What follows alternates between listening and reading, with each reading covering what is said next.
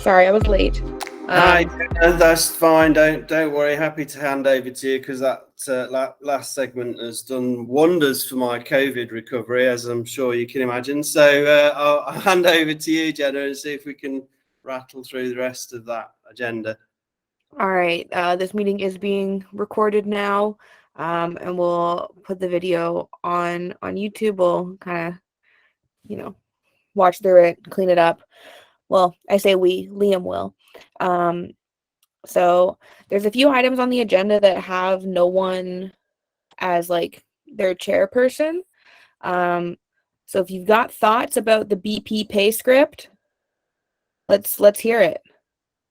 Well, I just popped it on there because obviously it was there at the beginning and we haven't resolved it yet. So I just thought, well, what's happening?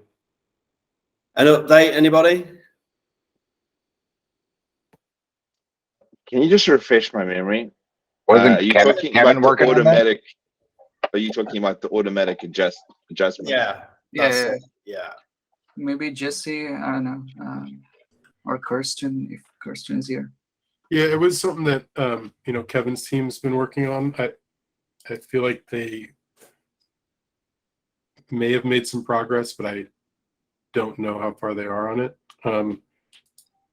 They had to refactor some things. They kind of took a wrong approach and had to move where they were doing some things. So I don't think Kevin's here. I don't think he is either. So let's So table that is a for general idea of adjusting, BP compensation based on performance, basically. Was that No, it's based on price. Price, based on price. Okay. There's like the sequence of events is that we need to capture and track some historical averages in the Delphi Oracle contract so that we can have the trailing average price that we need to calculate the pay, and then modify the pay so that when pay is sent every 30 minutes or whatever, that we pay an amount based on like a trailing, I think it's 14 or 30-day average. I don't remember what was in the governance. 30 days, yeah, 30 days. Yeah. So that has taken way longer than it should have. Yeah. I acknowledge it. I think, Kevin's team's done a decent job, but there's points where we weren't aligned on how to do it. They actually were keeping the averages in the system contract, and we want to keep as little changes as we can to the system contract. So I asked them to move it, the Oracle contract. We've upgraded the Oracle contract on testnet a couple times and it broke or didn't work. So I think we're now on back to the step of we need to upgrade the Oracle contract on testnet again, make sure it does start capturing the prices, and then we can add the changes to the system contract and see that they actually pull the right pay amounts on testnet. And then, of course, all this is now competing against the Mandel 3.1 contract updates and getting everything upgraded and aligned there. So can't really do them both at once. It's unfortunate that we didn't get these pay ones in sooner because they would then be included in the Mandel upgrade because they'd already be there. So we'll see how. Where are we with our current pay? Is it above or below like what it's meant to be? I don't know. I think that was also a Kevin thing, or maybe JT's tracked that too. But I'll add it to the agenda for September, and we can. We are below, actually. Yeah, we should be getting more tokens, I think. We should be paid more. We should always be getting more. Yeah. That's the right answer. Agreed. So somebody needs to just do the calculation and set the pay. Do the multi-sig. So are we going to go and have an interim multi-sig again and just see if we can get the pay correct? Because that script doesn't appear to be moving forwards as quickly as we thought it would. I think the current amount of compensation we're getting is really not off by that much. It might be something like 10% at the most. So just keep that in mind. There's also a minimum, if I remember. We're close to the minimum price, the maximum emission that we can get. So if the price goes lower, we're not going to be getting that much more. So, and you know, obviously with this price being relatively stable right now, that means we're close to what we should be getting. But yeah, we could do another multi-sig if you guys want, but hopefully the script gets done quickly.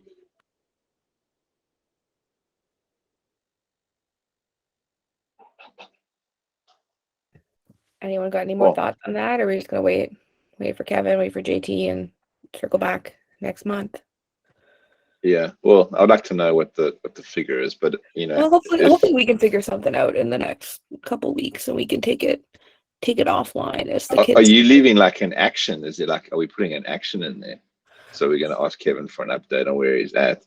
Who was it that actually put together the calculations last time? Well, it all It was comes Kevin. from Kevin's proposal, which nobody objected to, which is linked from the very first agenda of this new series of block producer meetings. So you could follow their links and find the article. No, not so much the proposal, the manual adjustment we did last time. I actually thought Jesse did it. Oh, right. I'm not. me. Well, it's not you. Yeah, we did it like 2 months ago. Yeah, I think it was probably Kevin. We could go and have a look, couldn't we? It might have been Jesse that was just thumping everybody to get the MSIG. Cats heard it.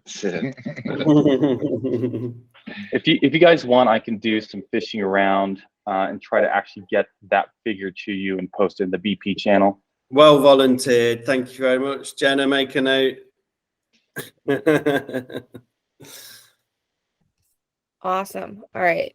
I know JT was talking about this before, but does anyone have an update about the compliance officer?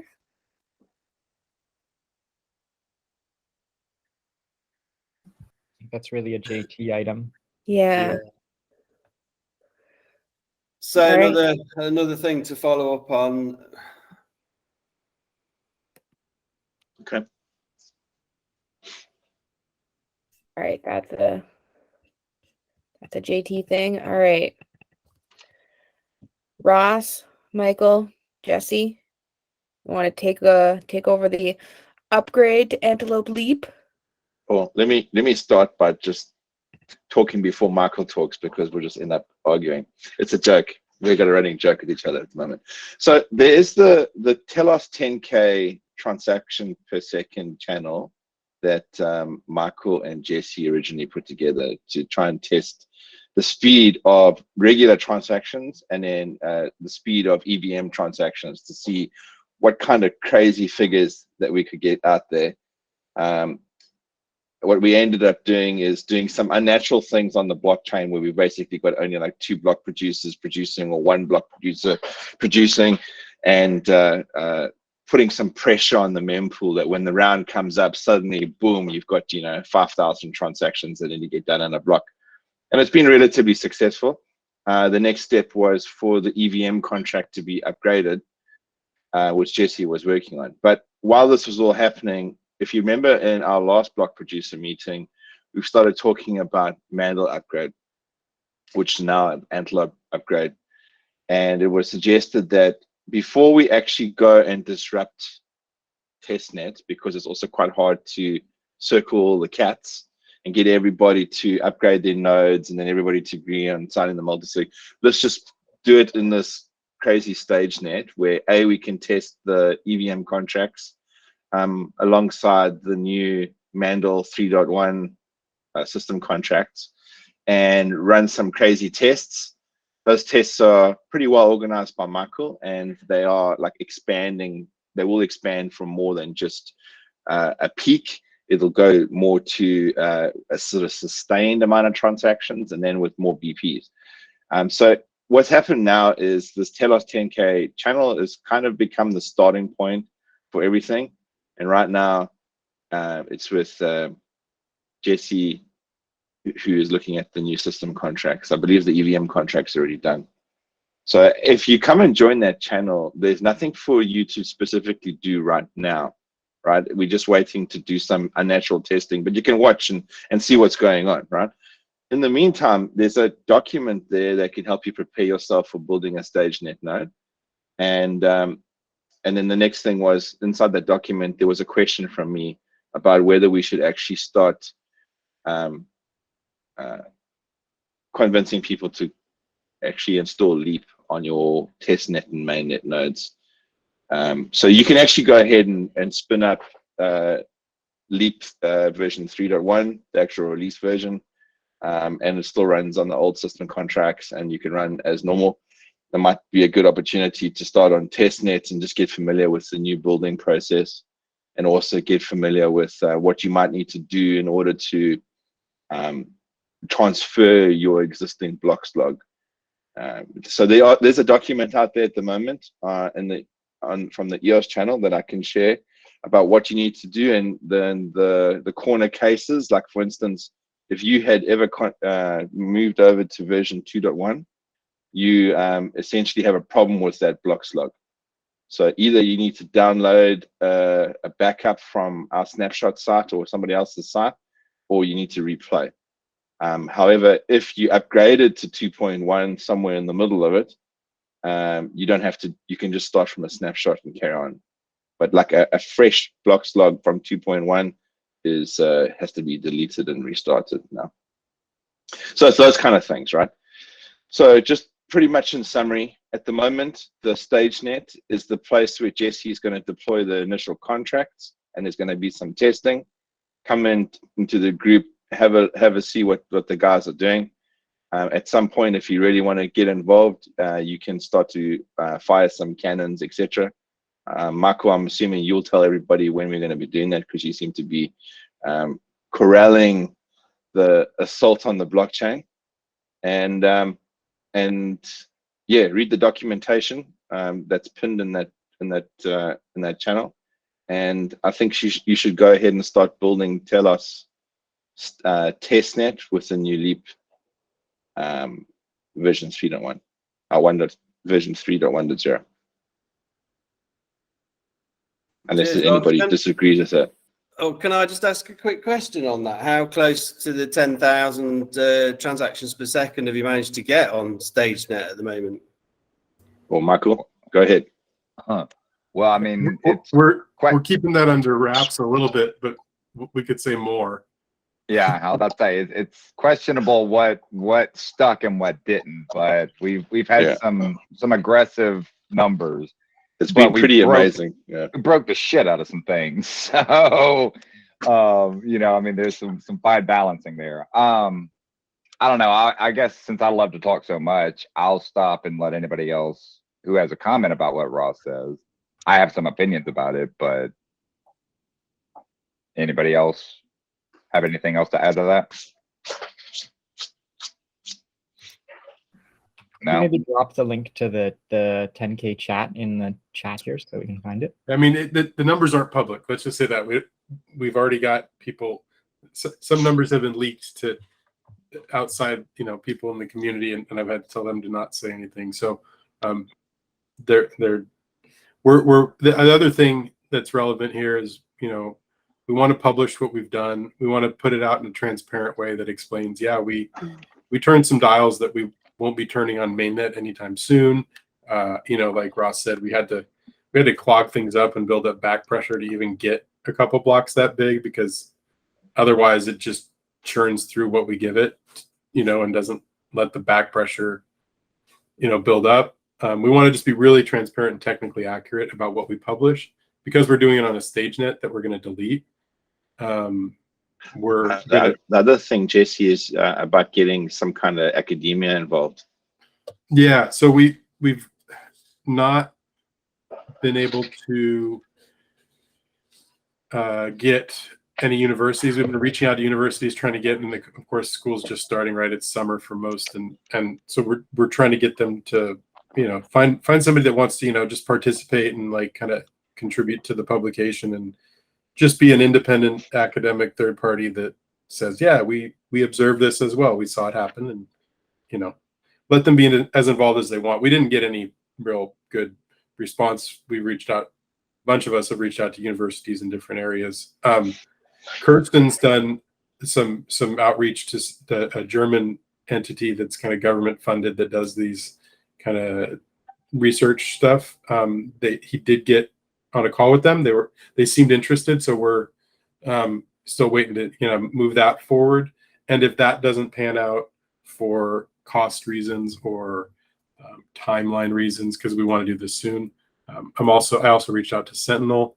I don't think anybody from Sentinel's here, but they're a BP and they've done our audits. And so just kind of seeing how they would feel about just looking over our shoulder at the logs in Kibana, and as somebody who's technical and understands the technology, just saying yes, these were accurate tests and valid tests we saw with our own eyes. Even and I told him, I said, I'll let you log into one of our machines and look at the logs yourself. If you don't want to just trust a screen, you can go in there or sync a node if you want. Like, there's all sorts of ways to do it, right? But just give them what they need to just put their badge on there that, like, yes, this publication of numbers and the results is accurate based on our observations. So that's one other thing that we're trying to pull together. So yeah, like in the benchmark perspective, we are. So I did do all the EVM contract deployment. So now we just got to figure out why when we try to do a swap instead of a simple transfer, we're getting such horrible numbers and clogging things up. But once we get the benchmarks done, we have the results, we get somebody to kind of put a stamp on it. We have the article already drafted to publish. We'll publish that. In parallel, we can do testing. There's a number of tests that we need to run. As I mentioned, we also need to test our EVM 1.5 RPC and its ability to detect forks, which when we run these benchmark tests, there are forks. So that's a good opportunity to observe them. And then, yeah, go from there. That's kind of where we're at there. Upgrading the contracts we could do in parallel to all this. And then, yeah, tear it down when we're done. So then I guess the upgrade cycle is like another piece, right? 3.1 feature activations. We haven't set a date yet. I'm guessing we'll do like a 4 to 6 week, like try to get exchanges to like respond that they've upgraded their nodes, because they're all going to fork off the network if they don't. So now that the release is available, that's something we can start doing. We can start pushing everybody to upgrade those nodes.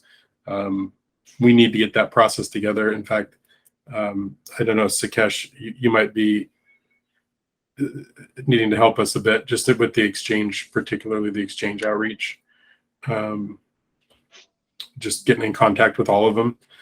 That I assume most of them run their own nodes. I know some of them maybe don't, but we need to make sure everybody, apps included, just do a lot of marketing, I can do that. outreach type things to say upgrade. Probably need to draft the doc on how to upgrade. Although if they deployed the node the first time, they should be able to just do the upgrade. But as you said, Ross, depending on, I would doubt that any of these apps are running 3.1, so they should have a cleaner upgrade path. But we just want to, and we can borrow from our friends at EOS who probably have really nice stuff. I mean, my suggestion is, we brought it up here, but we probably need a work group outside of this. We have that. Are you ready to? Yeah, we've met, but that's what I was going to say. We met with Daniel from Nations. Just kind of thinking that same process. He's really good at that. Yeah.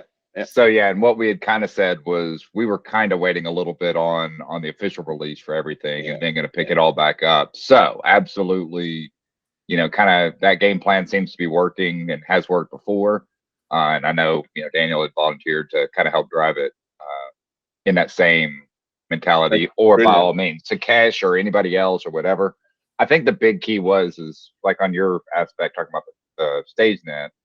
Because it wasn't final, we knew we wanted to get some head starts. So StageNet was going to be a good playground. Yeah, we'll circle back around to testnet when it's final. Now that it's final, I think we're moving to that next phase, in my opinion. By all means, encouraging people to go ahead and upgrade on testnet or whatever. Yeah. But maybe we circle the wagons, kind of figure out, all right, do we want to shoot for a month out or whatever, and then start leaning on people to do the network upgrade on testnet. I personally think go ahead and do it over there. I mean, we've tested it on several networks so far. Other networks will probably already be activated by the time we make it down the road. Technically, it's not really an upgrade until the system contracts are upgraded, right? So you just run correct. Well, make sure you're running the latest node and then activate all the features. But even that, you know, I mean, look, putting more than 10,000 transactions onto a chain, yes, please, for the love of God, do that on a stage net. My personal opinion is this whole Mandel thing, I think it's clean enough to go, let's do it on testnet, not mainnet, but start getting that rolling, circle the wagons, and then start putting some dates out there and start leaning on people. Go ahead again. Oh, yeah. Whatever it is, 3.1. I keep calling it 3.1. I may call it Gazelle or watch out for Fuck Horse. So okay. Well, so yeah, I'll talk to Daniel because I'd like to be part of that work group, and let's actually just get a bit of a plan together. Yeah, I like Russ, if you can run with some of that, I mean, it would take just coordination of the upgrade process, the steps that we need to share with the exchanges and apps that are running their own nodes. Yeah. And you know, like generally, I would say everybody can start upgrading those nodes right away. In fact, the sooner we can get everybody on a list and check the box next to their name, the better. And then that puts it back in our court to, like you said, upgrade the contracts and activate the features. So there's nothing. I don't think there's anything stopping us at this point from getting everybody to upgrade to 3.1. Well, yeah, having a list of people to reach out to and having a nice. That's what I'm saying. I mean, I'm happy to coordinate, but they are like Sukesh and speaking to Daniel, definitely, who's just gone through the entire roller coaster of it all. We know together we can get it done. But I'm happy to kick it off. So I'll reach out to them.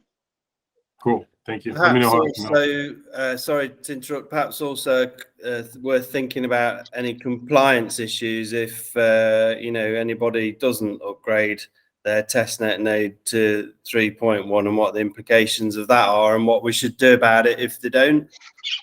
I can tell you the chain will take care of that for us. We don't even need the chain and the smart contract. When you activate it, yeah, when you activate it and they fork out and the system contract says, hey, you haven't signed for 2 hours, ultimately it'll null their keys. But I mean, on a side note, we need a damn compliance officer for people to care. I will say this on a side note, talking about that compliance officer, when shit hits the fan on your chain, it's very important to have strong, technically competent and engaged teams, because when it's not, it gets very brutal. So that compliance officer and trying to make sure that everybody's on tip-top shape, it's very important only in those few times when you really, really need it. So I'll leave it at that. Wise words, I think. Yeah, agreed. Yeah, turning off and on didn't work. Rebooting, yeah. No. All right. Okay. And then the next topic I put in there was just to remind everybody. Doug was here a few moments back. He put together the proposal and decide. There are 4 proposals that you need to sign if you agree with it, and that's the funding for the Antelope inter-blockchain communication and faster finality. I'm not going to butcher it by trying to tell you, rehash what's in the document. It's very, very well written.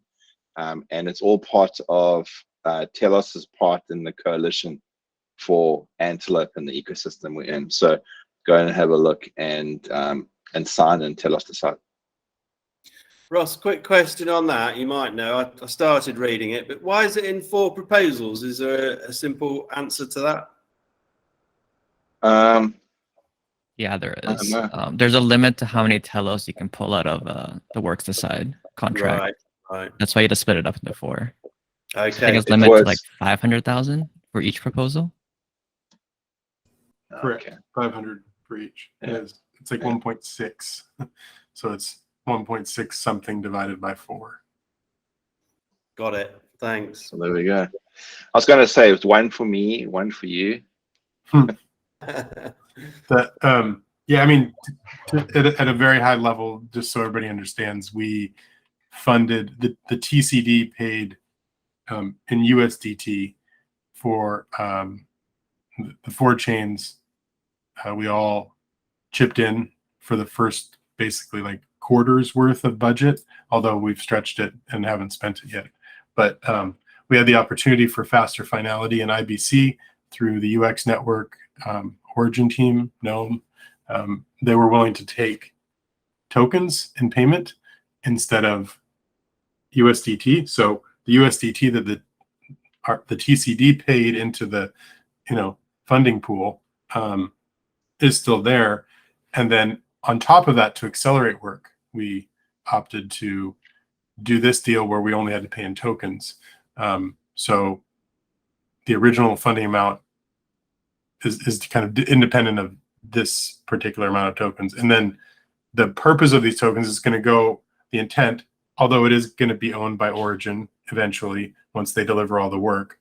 But they've stated their intent is to leave all of the tokens, EOS, Telos, Wax, and of course UX is the 4th party in the coalition, but they're doing the work, so they're not included in this particular funding amount, but they will put their own tokens in. They're going to have a decentralized exchange on UX that they've built, and so all these tokens will be in a liquidity pool. So it's not, in theory, they're not going to sell them all, although once they're theirs, it'll be theirs to sell if they want to, but they will move them all onto their network through the IBC that they're building, right? So it's kind of the self-feeding watermelon type thing. It's like they're building the IBC, they're getting paid to build the IBC with these tokens, and then they're going to use that IBC to bring all these tokens onto their network and trade them in their exchange. So it actually does add some liquidity. And they've said that they're not going to sell them, they're going to hold them long term, but of course, who knows how much will be left after it's been trading for a long time. So it'll be trading in that exchange on their network before they finish all the work and actually receive them. So like they won't be able to sell them until after they've been traded and possibly gone up or down in both value and how many tokens are in that liquidity pool. So it's kind of an interesting thing, but they're very motivated to just get the liquidity on their exchange with all the other tokens from the coalition. So kind of was like a win-win situation. We get some liquidity depth on their exchange. We don't have to spend USDT. They're not going to go sell it all. And we get these features on top of the other things we're funding with the USDT money. So, and Works had 5-point-something million Telos in it, and made perfect sense just to use that. Will that funding be defunct in like the near future? Because it's like what 1.6 million for this Antelope Coalition, and then Sikesh asked for I think 2.5 million for the Telos Fuel. That leaves like about $1 million in the account, right? Yeah, the Works. I mean, Works has been questionably adopted and successful in recent months or years, right? And it still receives a small amount each month, but yeah, I think that the accumulation of 5 million in there is by many people seen as possibly not necessarily a honeypot for hackers, but just like people coming through with proposals just trying to get their chunk of it. And it's way more. I mean, we've seen so little go out of that fund compared to how much is sitting there that I think there's a general consensus that money is, those Telos in there are not being used to their greatest potential, especially 5 million sitting there. So leaving it like at 1 or a bit under 1 for the Works proposals like in their historical form, I think is kind of where it'll end up. It's also quite nice ratio as well in that EOS is making quite a much larger payment towards the whole project, isn't it? So I think it's good use of the money, really. When you look at the worker proposals that have gone through in the past, and this could be something that could actually deliver something really useful.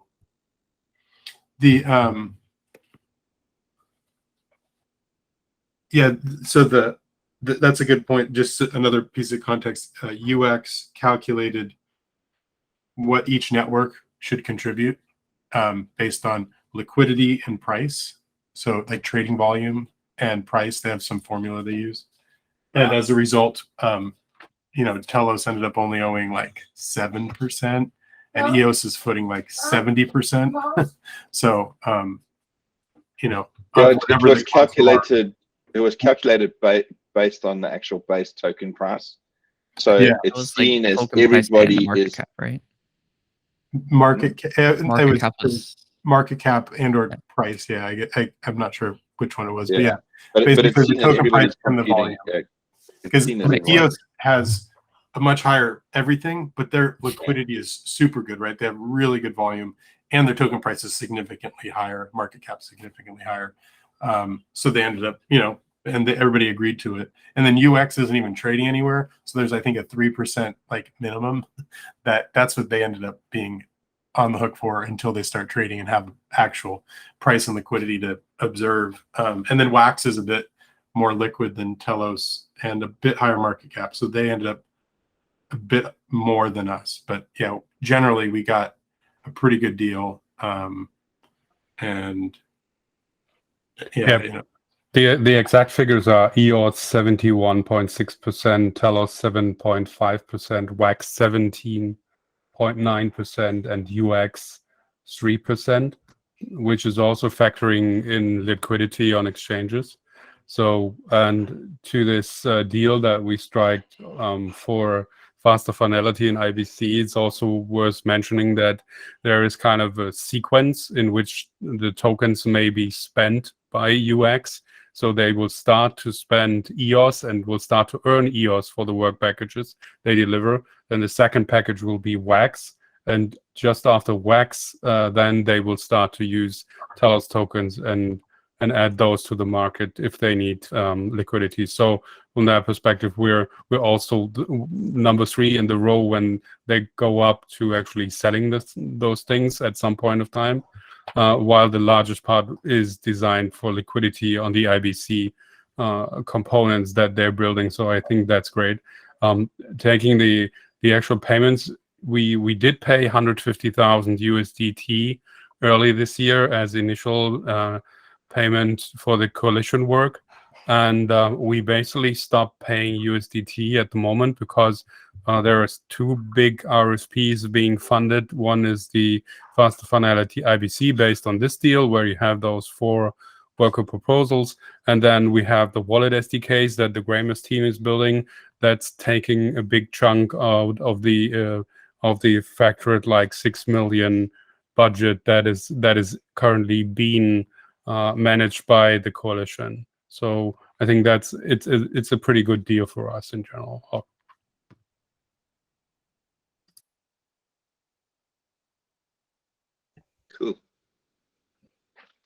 Cool. Okay, Right. good. So we can all follow up on that in the channel. And as Ross said, Douglas has posted a proposal there with all the links and everything. So if you go looking for that, in the Gov channel, find that. Yeah. Let's channel. move on. All right. Well, we're 8 minutes past our time. We got nothing else on the agenda. Next meeting will be September 28th at the same time. I'll send a calendar invite. And if no one's got anything else very pressing, I say we wrap. Cool. I just send you an email about your. Okay, perfect. Yeah. Right. Great stuff. Thanks, everybody. Good stuff. Nice, everyone. Look forward to seeing you all next time. Bye. Cheers. Have a nice Bye. day. Thanks, guys. Bye-bye. Bye.